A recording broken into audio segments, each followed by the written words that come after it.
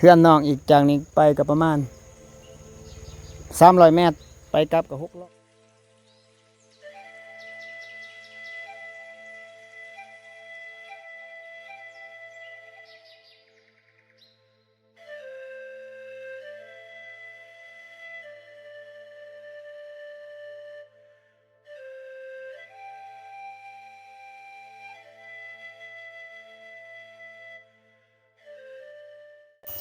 น้องเพิ่นมาตักน้ำบ่ฮู้ว่าตัวนี้เป็นน้ำกินหรือน้ำใสเพิ่นน้ำหยังเนาะขนาดใส่ขนาดกินเนาะอ๋อคู่หนึงใส่คู่หนึงกินโดยอืมทุกคนตักน้ำเอามาใส่เอามากินแต่กินนี่เป็นน้ำต้มทุกคนน่าสินักขอโทษเลยทุกคนใจตนเพิ่นเนาะเอาสู้ๆ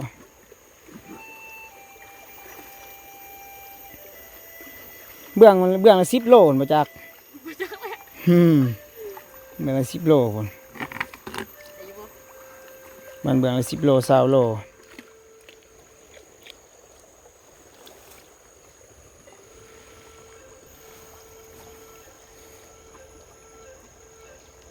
นี่แหละทุกคนเอาเบิ่งทำก่อนคือเปื่อนแท้เบิ่งทุกคนน้ำเพิ่นใส่ซำใดเปื่อนเนาะโดยเปื่อนหลายน้ำเปื่อนก็เอาอันใส่เลยได้เนาะ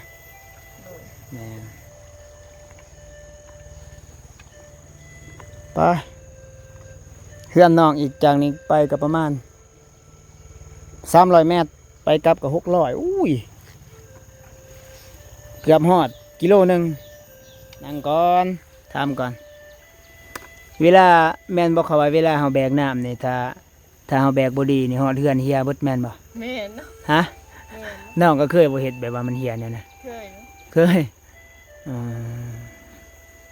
พักก่อนพักเอาแห้งก่อนน้องอันนี้คือแบบว่าทางบ้านเจ้านี่ส่วนหลายเขาก็ตักคือกันบ่นี่ตักส่วนหลายกับส่วนน้อยตัวได้หลายกว่าระหว่างตักกับบ่ตักส่วนน้อยเนาะตักนี่ส่วนน้อยเนาะโดยส่วนหลายมีแต่ใส่น้ำแบบโป้มบ่โดยอืมเบื้องขู่ผลใหญ่เป็นใหญ่นักเลยทุกคนถ้ามาเป็นเคยนี่สิให้บ่ผัวแบก แบง แบกแล้วเนาะแม่นถ้ามีน้ำเจาะกับบริแบกเนาะโดยหนาสีดแล้วคือสิหนาววะหนาวอีตนไปนี้ไม่ข้านอีกขู่เนี่ยลายที่พี่น้องลายโลได้นะได้กาบหย่อนได้ แต่ได้กาบหย่อนเนาะน้องคือบริปลูกเขาปลูกหยังคือบริเฮ็ดให้บ่เฮ็ดบ่บ่มีดินมันมีดินเฮ็ดแต่หน้าเนาะหน้าก็บ่หลายน้อยเดียวเดี๋ยวมื้อหน้ามีเวลาเฮาสิไปถ่ายหน้าเพิ่นไปดำหน้าซอยจักเดือนใดเพิ่นสิได้ดำยังดนบ่ประมาณเดือนหน้าประมาณเดือนหน้าเนาะดำหน้าเดือนอันนี้เดือนยังอันนี้เดือนหน้าประมาณเดือน6เนาะเดือน6ก็สิได้อันนั้นแบบดำหน้าแล้วเจ้าน้องก็เคยบ่แบบว่าไถนา บ่เคย ไม่ข้านเพิ่นโคตรคักทุกคนไปบาดนี่จนในน้องเพิ่นสิบ่ได้นึ่งข้าวมื้อแลงเอาไว้ใส่ในไว้กินแน่ต้มกินนี่แหละหาบน้ำน้องเพิ่นก็ใส่บ่หลายแน่เนาะมันหนักก็บ่ติเลยทุกคนไปกับเกือบ600 เมตรพุ่นโอ้ยไกลหลายก็เลยน้องเพิ่นก็มาหาบจังซี่แหละเถื่อละเล็กละน้อยถ้าฝนตกก็ได้ตรงน้ำฝนถ้าฝนบ่ตกก็มาหาบเอาจังซี่เป็นทั้งบอนน้ำใส่น้ำกินน้ำทุกคนค่อยๆเด้อ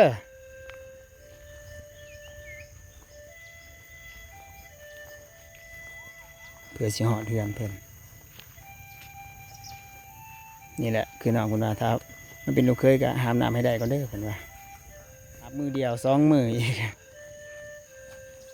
ฝนไก่ตกล่ะคอยย่างพี่น้องคันย่างไว้ก็มันเมินบ่น้องคันย่างไว้อย่านำเฮียอีกคันย่างก็จะมันลื่นนั่นทุกคน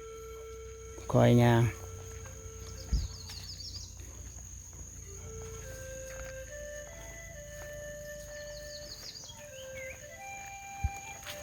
น่าเห็นใจเพิ่นอยู่สู้ๆ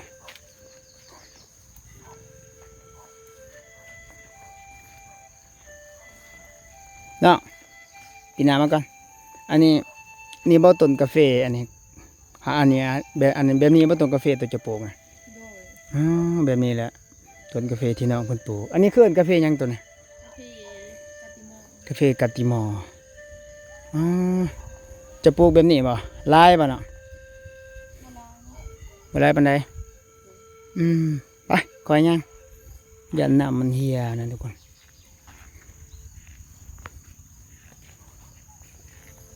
พุ่นหมอกลงแล้วฝนเกียมตกหมอกลงทุกคน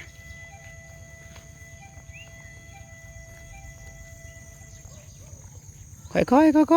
ยๆน้ำจะเสียแล้ว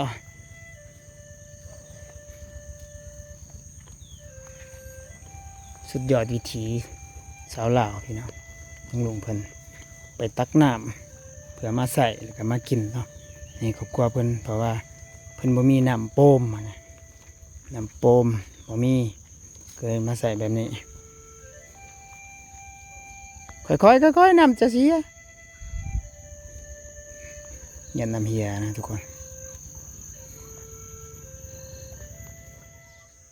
นี่เป็นต้นกาแฟต้นกาแฟที่แบบว่าคือน้องเพิ่นว่าเพิ่นปลูกนี่กาแฟกาติมอร์เนาะทางบ้านเขาเอิ้นว่า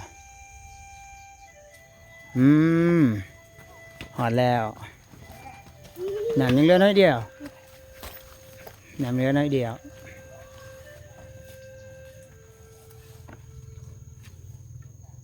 เดี๋ยวก็จับตัวนี้นี่มันบ่หัก นักปะโถเลยทุกคน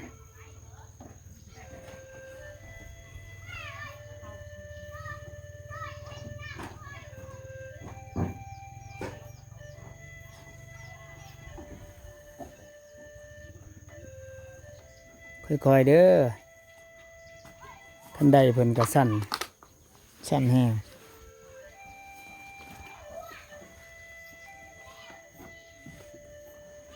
ยากเนาะทุกคนเพื่อสิได้น้ำมันสิเมื่อยแล้ว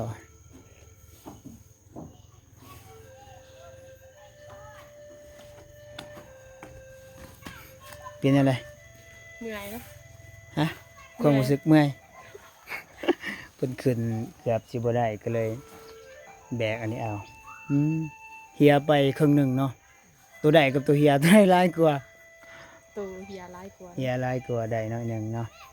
อ้าวทุกคนถ้าไปก็มาติดตามคลิปนี้เนาะถ้าอยากช่วยเหลือน้องเพิ่นอยากได้อะไรบ่น้ อ